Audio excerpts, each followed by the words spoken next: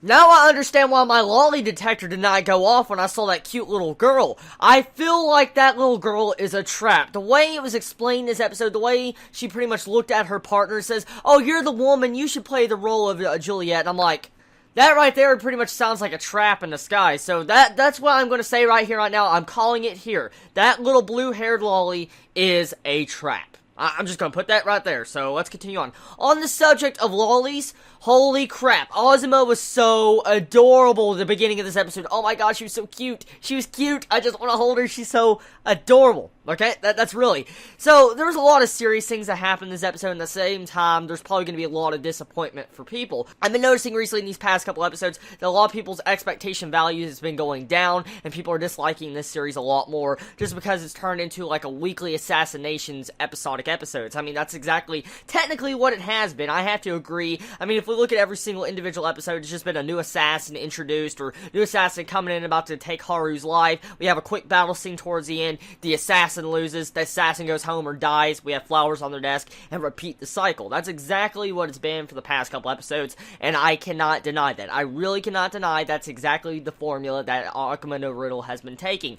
But I still found enjoyment in this episode. I still love this series. I mean, there's a lot of mysteries behind it. We're finding out a little bit of details with each individual character slowly as the series progresses on. For instance, Ozma, we find out some more backstory with her. We find out that she's the heir of her main clan, the Ozma clan. I was like, oh my god, that's freaking awesome. So we find out the reason why so many people know who she is by her name is because she is a famous person from this famous clan. So I enjoyed that. I enjoyed that little bit of character development we had on Ozma this episode. It was really cool.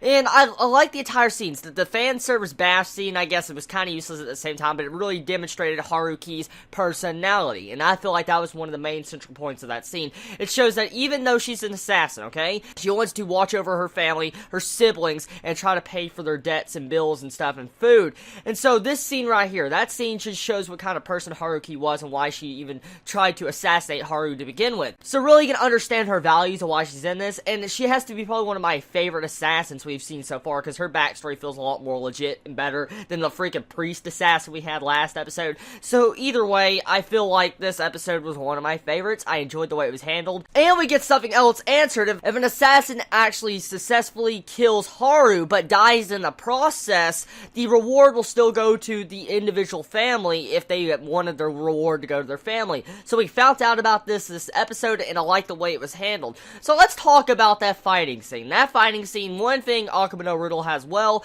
is the freaking fluid animation in those fights. I love the way they showed Haruki's like offensive with blue color all over the entire picture, and then when we had our main character Ozma coming after Haruki, the entire screen turned red. That was a really nice setting up for the animation. It really set the mood and atmosphere for the fight, and I like that. I like the way Akuma no Riddle has these fighting scenes. It's really enjoyable, especially the music. The music really suits the different things going on, especially that bath scene. That bath scene when we had the dramatic, like, I guess, trying tension to build up with Haruki. I like the music in that scene. That was a really good scene, and I feel like I like this episode a lot more than others. So anyways, we have to all agree the best moment of this episode had to be the teacher just screaming, saying, "No!" as he found out his entire auditorium was just destroyed.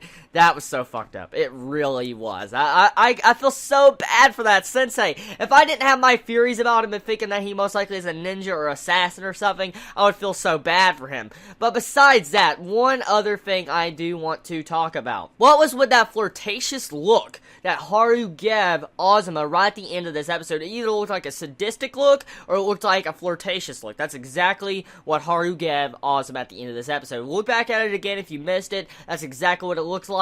So anyways, this is going to be the end of my anime review on Akuma no Riddle this week. Tell me your thoughts on it. Did you enjoy it? Did you hate it? What's your favorite moments about this episode? And do you think that Loli most likely is a trap? I love you all so much. Please be safe. Chibi out.